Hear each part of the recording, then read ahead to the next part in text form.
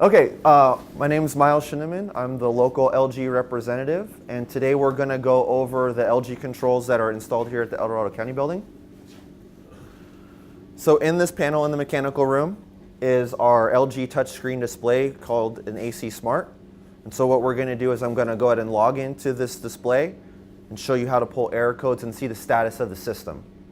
So the username is system_admin. And the password is digital21, digital21, and that's a master password, so you can have control of the entire system there. If for some reason you needed to set up lower level administrative passwords where you don't want people to change everything, we can go ahead and put in additional logins with restricted access. But I think for this facility, since you're using L&H Airco as your overall controls, this will be purely for the maintenance staff to do troubleshooting from. Okay, so it typically saves the login ID, so you won't have to input the system_admin. You'll just have to input the password. So just like your touchscreen tablet you have at home, you click on the screen, in the input field it pops up a keyboard, digital,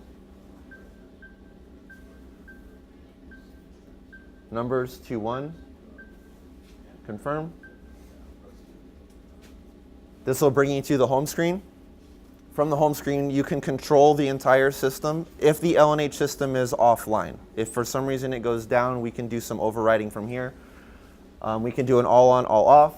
This circle, when the system is populated, will show you all of the fan coils in the job. It'll give you the full count, and it'll tell you which ones are running, which ones are off, and then which ones potentially have error codes. So if you think you're having a problem with a particular fan coil, you log in here, and it says error and it has a 1 count, then you already know that the system is acknowledging a fan coil in the error mode.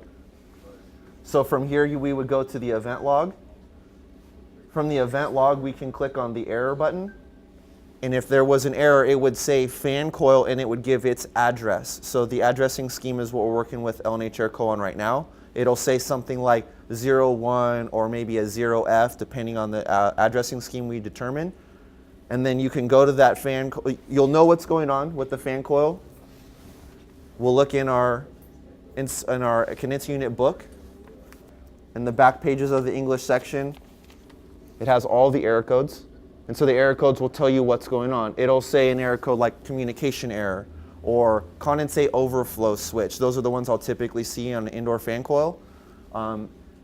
If we had a brownout and the system didn't seem to come back on and lining heating, even though it's powered, you may see an error code in here that says that the HRU is offline. The heat recovery box has gone offline and the system is in hard safety.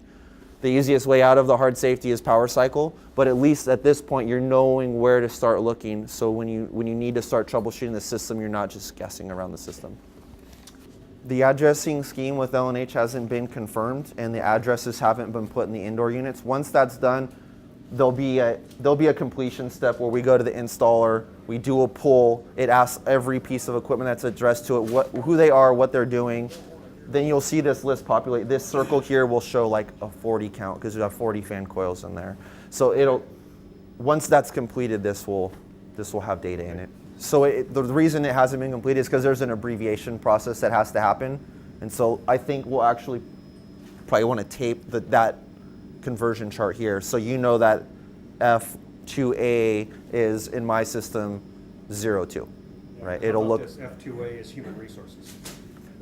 Okay, so you can in this screen, once we've done our pull, we can go ahead and label every fan coil with a full text string, and we actually could do the tag there too. You're right. Yeah, so we could go 0 F2A human resources. So when you click on, what's operating or control monitor, it'll pop up a screen. This will be full of icons, and every icon will have a name, and it'll be orange for heat, blue for cool, gray for off. You could click on it and see what it actually thinks it's trying to do right now. So that will keep you guys out of the dark. If you guys want to come and see errors going on with the system, if it's on the LG side, it's going to say something there, or on the power side, it'll say something there. Right. But you'll normally go through your Allergen system and your normal sequence of trying to find out what problem. You'll start with L&H stuff, then you'll move on to our stuff. And L&H has a contact closure from us right now that if they get a localized fan coil error, they should be displaying an error. I think this already happened this week. Nobody knows what the error was because we didn't plug in any of our tools, but if that were happening, you could have walked here and seen exactly what the code was. why it's saying it's in error, it would tell you here. And actually, we're going to show you right now on this fan coil inside how to get that localized error code without this thing being online. When you're going to plug this thermostat into the fan coil, it has a green Molex plug at the end of this wire. It's a 3-pin Molex plug. And when you look at the LG circuit board, you'll notice there's a lot of wires and a lot of plugs in there, but everything is color coded. There is only one green Molex plug that's got 3 pins on it. This is the green Molex plug that you're going to plug into the LG fan coil. When you look at the fan coil, you'll see these same color wires, this black, yellow, and red with a green plug at the end, plugged into a green receptacle on the control board. You'll go ahead and unplug what's there and then plug in this thermostat. This thermostat will immediately light up. It takes about a minute for all of the segments to fade out and then actually show you what the fan coil is doing. And if it had an error code that it was storing at the time, it would display it here where the number is. It'll say something along the lines of CH04, CH53, and then that code can be referenced from the installation manual so you know what the error code means. Condensate overflow, communication problem, those type of things is what I would expect to see at the local level. So when you're using this thermostat as a service tool, you can go ahead and plug it in with the fan coil powered. You don't have to turn it off. But when you go to remove the thermostat from the board, you're going to have to power the fan coil down and power it back up after you've unplugged. Otherwise, the fan coil is going to go into an error mode saying, I have lost my thermostat. So make sure you power cycle, otherwise the thing will go offline in about 5 minutes. All right, so we're on the roof looking at the LG condenser units at this point. Again, this is another area where if the system is in error, you can find out what's going on. You come up to the roof, you pull this panel on the system that has the A at the end of the equipment tag. If you pull the panel on the one that's B, the display will always be blank. It's the slave condenser. The master condenser unit, if you look inside here, you'll see a 4-digit LED display. It will be flashing an error code, a CH234 or something along those lines, again telling you the system is in error. Go ahead and open up the book, find out what the code is, and then you know where to start looking to see what's going on. Is it low on charge? Has it had a power problem? Has it tripped an inverter? That's the type of errors that you're going to see here. These numbers will also be displayed on the touch panel downstairs we've already looked at, but if you need to access it and the touch panel's not working, you can go ahead and come up here. What refrigerant does this use? This uses R410A. Okay, so right now what I'm going to do is I'm going to simulate the display actually showing something. So I'm going to turn on a function code. So when you show up, it'll be lit in some fashion. It won't say function, it'll say a CH242 or some other code number. If you show up and it's blank, that's good. The system is operating as normal and it doesn't have anything to report to you. My name's David Silva with Ski Air Conditioning, and today I'm showing you guys the Aeon unit that you just had installed up here. So this is the Aeon unit. It supplies all the outside air to your 30 plus fan coils down inside the building. It's just a normal package unit that you guys have seen 100 times. Couple things to note that this is your filter access door. So you'll just, when you're ready to change filters, obviously you'll cycle power off always before you open, a filter door so you don't get nothing sucked in there, loose hat, hard hat, shirts, whatever, This is your filter access. Filters, keep in mind this is pulling in 100% outside air all the time, so you're going to want to check and change these filters about every 30 days because, depending on the season, you're going to get all kinds of stuff. As you can see, this unit's been running for about 30 days, and you can already see that these filters are getting pretty loaded up already. So they're due for change now. This is a hybrid unit, so it is a heat pump and a gas pack. It has a lockout for the compressor, so if it's below 55 degrees, it's not gonna allow mechanical heating. It's gonna go straight to gas heating, and it is two-stage gas heating. So there is a two-stage gas valve in there. Is that what these sensors are? That's what these little sensors are right here. One of these sensors is your heating lockout to lock out the compressor for, so you're not running heating. And then the other one is a cooling lockout. So, on probably like a cooler spring day when maybe you might be calling for air conditioning inside, free cooling, it's not gonna, and it also, and actually I'll just show that to you right now. The cooling lockout is adjustable. The heating lockout is not adjustable. So here's your cooling lockout, and then here's your heating lockout. It's kind of hard to see, but if you look up underneath here, it does say 55 degrees. So that's how we know it's 55 degrees. So Belimo actuators. This actuator opens up on every call for fan. Once a fan gets its call, this Belimo will start to actuate. In this panel here, this is your compressor panel. Now the fan is a VFD fan. So the VFD is already set at 55 Hertz per the air balancer. Everything's been balanced, so there's really no need to even really mess with that VFD at all. Like I said, everything's been balanced. So this is your fan access. If you ever had to get into the fan compartment to change a motor, it is a direct drive motor, so there's no belts or nothing, and it's a sealed motor also, so no oil points. And this is also where your smoke detector is located. This is just the head though. The access, or the other half of it's in the control compartment, where I'll show you in just a second. So, and this is where your compressors are. Okay, next I'm going to show you guys your control compartment. So this is where all your controls are, your burners, anything that you're going to need for troubleshooting. Wiring schematic.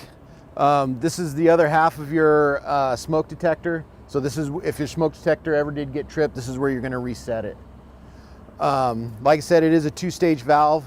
So, and then Allerton control, voltage, all your stuff. I will say that this is a brand new gas line with a brand new tank, and there is a earthquake valve on that tank. So if you guys ever think you're out of fuel, check the tank and then check that valve, because if any kind of vibration, somebody's working down in that area with a tractor or whatever, it could potentially set that earthquake valve off. So that's just something to just kind of keep in mind. In your filter compartment, there is an airflow switch. So as filters get loaded up, there's an airflow switch here that's going to trip on the BMS system, letting you know that we have an alarm here for filters. So say, springtime, it's a little, you got pollen in the air and stuff, and the filters might load up a little quicker than normal. That is going to trip the airflow switch. So, and like I said, it's all attached to your to the BMS system, so it'll show up there. Okay, so here's one of 6 roof exhaust fans that you guys have. All direct drive, so they're either working or they're not. So there's pretty much little maintenance to do with them. Access is normal. You got 4 screws on the top here. Once you open this up, there'll be a toggle switch in there if you ever had to get in there and change a motor or something. And then that's pretty much it. So all of them have been balanced per the CFM schedules and things like that with the air balancer. So this unit does have 2 condenser fan motors in it, and this is your access right here for your condenser fan motors. So there's one on this side, and then there's one on the other side. So you'll just pop these screws off if you ever had to get to it, change a motor, whatever, but this is your access to your condenser fan motors. This is the second package unit you guys have. It's a carrier package unit. Does the Board of Supervisors room down below. Just like the other one, it's, another package unit. The difference with this one though is it does have a belt. So as far as maintenance goes, you're gonna have a belt on the supply fan in here. Also, that supply fan is VFD controlled, but no access to it. The VFD is just there to start and stop the fan motor. Ramp it up real slow and then slow it down real slow. So there's really no access. If you ever had to increase fan speed for whatever reason, I don't think you guys would because everything's been balanced. you'd have to, you know, adjust shivs and things like that. But as far as maintenance goes, belt is pretty much all you guys really need to do on that. Does not have power exhaust. This machine does have a power exhaust, so once we go around the other side, I'll show that to you. Blower compartment, right, or excuse me, the burner compartment right behind here, and then here's your control panel right here.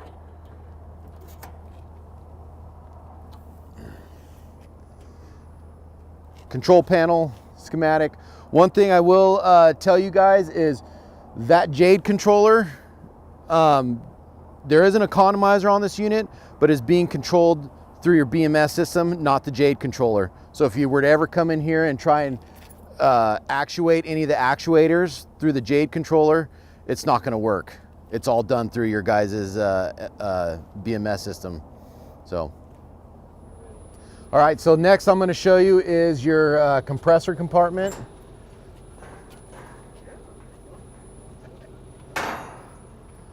So here you have your compressors and at least one of the condenser fans that you can access to. So if you guys ever needed to get in here for whatever reason, this is where you do it.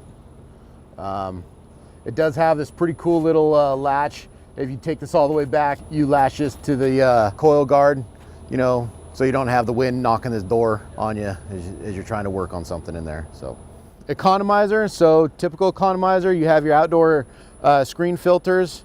Probably check them. I would suggest checking them at the beginning of every spring, and then at the end of every spring, you know, that's when you seem to get most of your debris into them. Filter access is right here. You got a placard letting you know what size filters and how many. And there's your filters.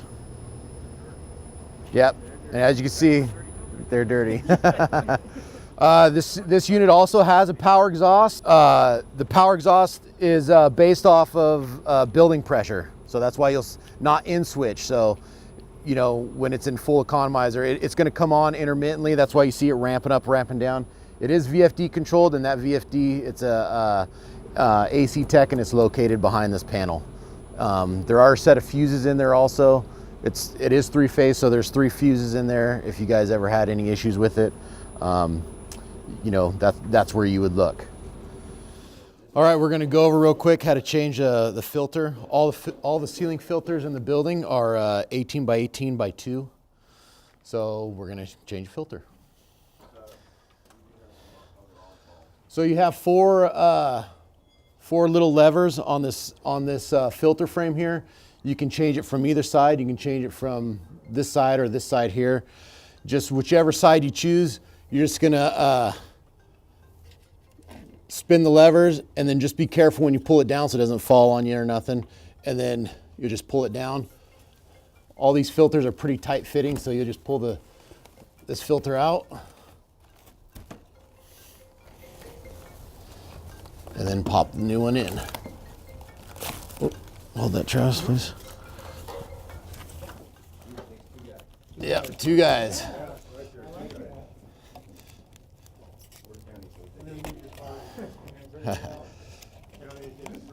You do want to make sure that the filter is seated all the way up, because when you go and put this piece back on, it does have a lip on there. So if the filter's not all the way seated up, you know, you might have some trouble putting this back on.